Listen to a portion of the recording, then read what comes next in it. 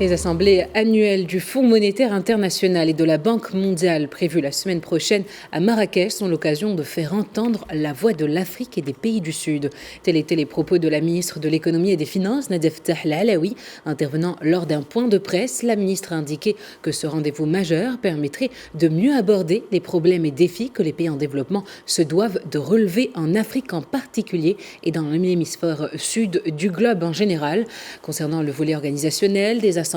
Nadia Ftah El-Alaoui a affirmé que la cité ocre est prête à accueillir cette grande messe internationale. Un campus de 23 hectares a été aménagé pour l'occasion au Bab de Bab Irli. Et selon les organisateurs, cet événement de grande envergure réunira plus de 12 000 participants issus des 4 coins du monde. Je vous propose d'écouter un extrait de l'intervention de la ministre de l'Économie et des Finances, Nadia Ftah El-Alaoui.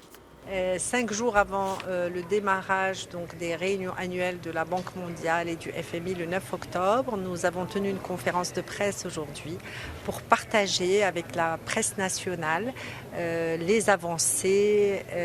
de ce projet très important pour notre pays. Donc ça fait 50 ans que ces réunions annuelles des institutions de Bretton Woods ne sont pas revenues en Afrique. C'est extrêmement important donc pour le Maroc qui à travers cet accueil et cette organisation, d'une part,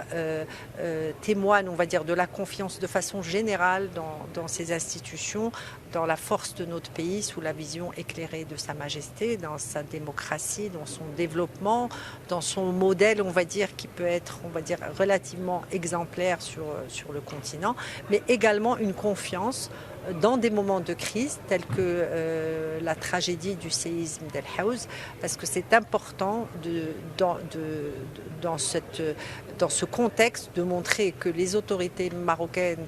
sous les instructions de Sa Majesté sont capables d'abord de gérer en priorité la crise, de venir en secours des victimes, de rétablir les routes, de construire des tentes, mais d'un autre côté d'être capable de tenir ses engagements comme pays hôte, capable d'accueillir en toute sécurité, en toute, on va dire, confiance, les institutions internationales et nos invités qui viennent du monde entier et qui sont pour le moment plus de 12 000 personnes inscrites.